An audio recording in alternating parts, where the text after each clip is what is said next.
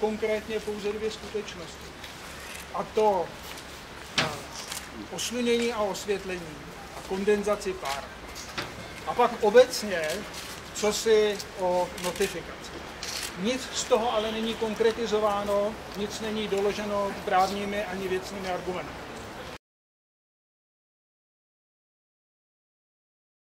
Co mně přijde na tom hlavně důležité, že tohle není demonstrace proti, ale pro.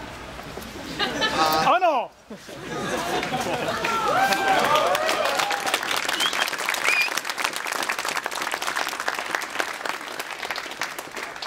Že to je důležité, že v té občanské společnosti začíná být téma ne, že něco nechci, ale že něco chci.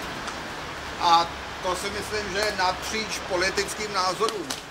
A Jiří mě vždycky opravuje, že to PSP, já říkám, že to je nepolitické téma. On říká, že to není pravda, že to je politické téma, ale nestranické. To je prostě nestranické téma o městě. O městě, To je věc, která si myslím, že je úžasná. Ta věc vznikala třeba, pokud jsem dobře informován, více než 2 roky. Ten kolektiv pod vedením Pavla Hniličky, který na tom odedřel vlastně ty roky, tak ten já obdivuju, tu jejich práci obdivuju a myslím si, že je pro mě teda neuvěřitelná. Že práce byla odvedena, předpisy vstoupily v platnost a pak se nám to nějak pokazilo. A to je ten moment, proč tady stojíme a tak jak jsem třeba, když jsem dostal tu knížečku předpisu do ruky, jak jsem něčemu najednou rozuměl, na rozdíl od předchozí složité vyhlášky OTP, tak najednou tady byl velice srozumitelný předpis. Tak teď je situace, které právě nerozumím. A třeba přes média tak se dovídám informace, že je tam něco na nich špatně na těch předpisech a já furt netuším co. Vy tady všichni demonstrujete a je to sympatický za něco, co lidi chtějí. Ale demonstrujete asi u špatný budovy, protože pozastavilo to Ministerstvo pro místní rozvoj. My se k tomu vyjádříme, prosím vás.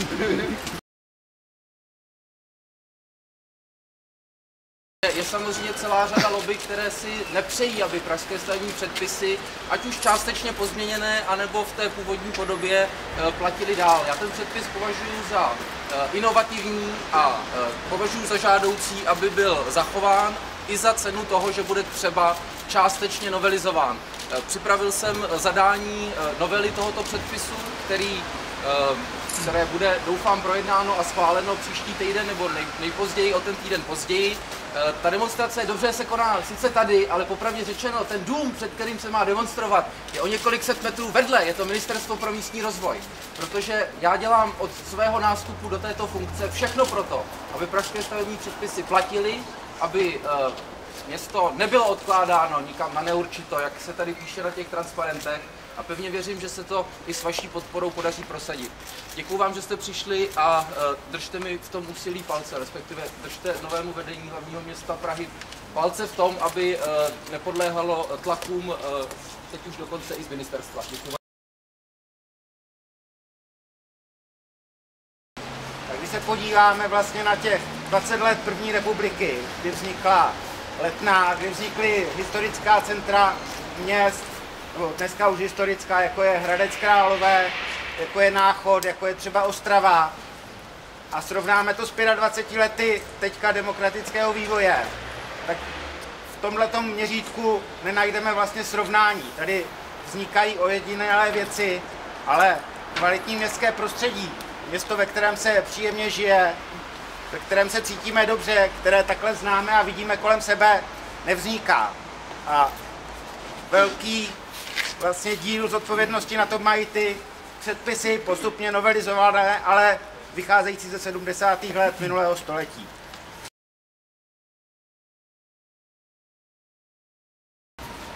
Já nejsem právník, takže nerozumím tomu, proč existuje 10 protichůdných názorů na jednu jasnou věc. Nerozumím ani tomu, proč někdo chce jakousi notifikaci, když to ani Evropská komise nepožaduje. Nejsem politik, takže se neumím suverénně vyjadřovat do médií k věcem, kterým evidentně nerozumím a k předpisům, které jsem snad ani nečetl.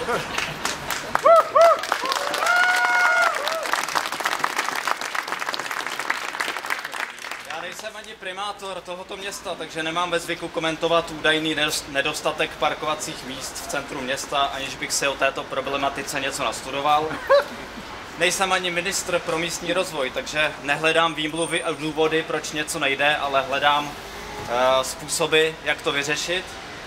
Nejsem ani provozovatel venkovní reklamy, takže si nenárokuji právo privatizovat veřejný prostor, zanášet to vizuálním smogem a nebýt připraven na rizika podnikání, které z tohoto biznesu plynou. Dámy a pánové, já jsem architekt, takže rozumím městu.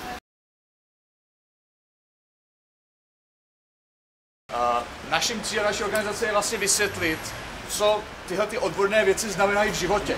Jo? Já si myslím, že hlavně je pochopit, že PSP nejsou hlavně o stromořadí a vodě a světlu a nějaké hygieně. Ale je to vlastně naprosto principiální věc o tom, jak se tady bude žít, jak se nám tady bude líbit a jestli Praha bude rozhodovat podle skupiny menšinové, či většinové, či kompromisní. A abych to ještě víc vysvětlil, mně přijde, že Česká republika i Praha je trošku takovým opožděném pubertálním věku. To znamená, že hodně se steká a nadává a nic nedělá. A myslím si, že na nás všech, na veřejnosti, institucí, všech, aby jsme se přestali stekat, ale aby jsme hledali kompromis a bavili se. To, že problém je naprosto normální. Výhoda každého problému je, že se dá vyřešit. Takže pojďme si k tomu sednout a pobavit se a ne všechno vlastně se stekat a házet za náma. Děkuju a držím nám všem palce.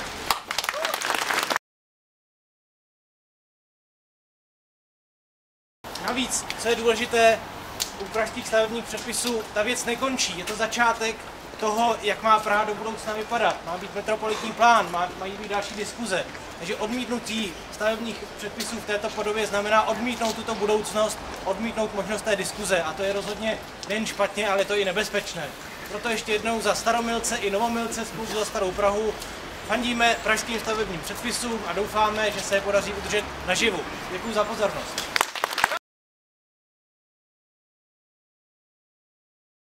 Myslím si, že je potřeba demonstrovat jak tady, tak před Ministerstvem pro místní rozvoj. Jsem přesvědčen, že ty požadavky, které ministerstvo klade, jsou do určité míry zástupné a že jsou řešitelné. My jsme se snažili to ještě na poslední chvíli vyřešit tou takzvanou technickou novelou, která kdyby byla přijata, tak ten předpis mohl dál platit. Bohužel tady z této radnice byla ta cesta zastavena. Byl to zejména pan Březina, kdo na radě vystupoval velmi aktivně proti tomu předpisu. Jsem přesvědčen, že v zákulisí bylo dopředu dohodnuto, že ten předpis, jak vešel v platnost, tak skončí. Skutečně skončil a jsem rád, že se ta debata a kolem toho rozvíjí a že ta vůle žít město bude fungovat dál. Děkuji vám.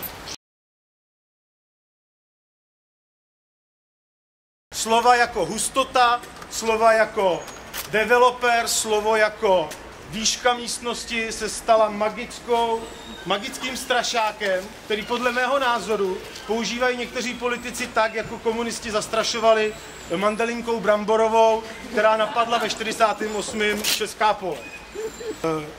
Každý politik, který kritizuje nový pražský stavební předpisy, když odjede do Vídně, Bruselu, Kodaně, se vrátí a je nadšený, jak to město funguje. Ale to jsou zrovna ty města, z kterých si pražský předpisy vzali příklad a kde se opakujeme. A musím tady říct nahlas a prosím média, aby to vzkázali všem starostům, že všechna tyto města mají 2x až 3x větší hustotu obyvatel než Praha. A proto fungují a proto tam rádi jezdíme. A všichni politici by si měli skutečně dávat pozor na slova, která používají, protože z jejich pozice velmi snadno manipulují ostatníma lidma a lajkama.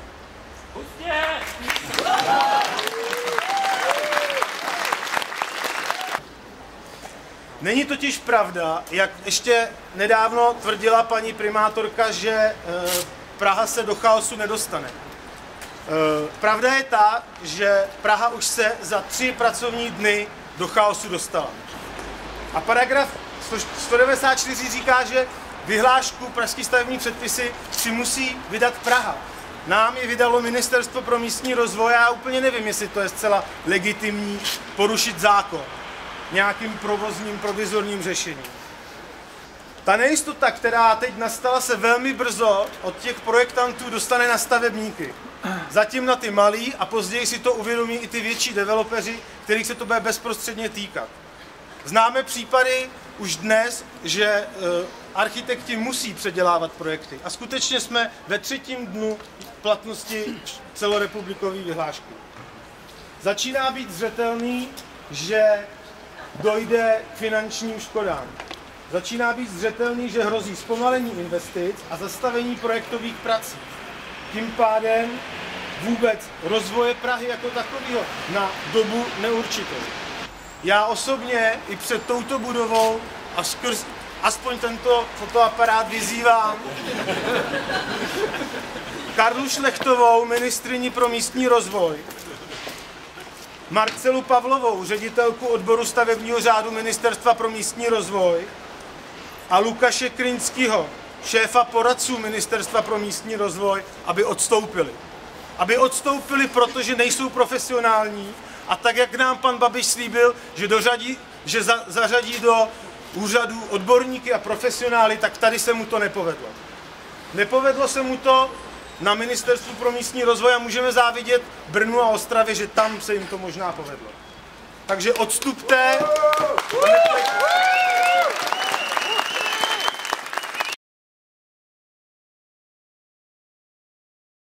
Architekt David Vávra k tomu říká: i já podporuji platnost pražských stavebních předpisů. Jestliže je architektura v područí politického boje, umírá. Zdeněk Lukeš řekl, historik a architekt a historik architektury řekl: nové stavební předpisy měly být vydány už dávno. Nyní jen doháníme civilizovanou Evropu a zavádíme to, co jinde dávno funguje, včetně omezení přebujelé reklamy. Postřelená husa ovšem kejhá, ale to by Pražany nemělo zmást.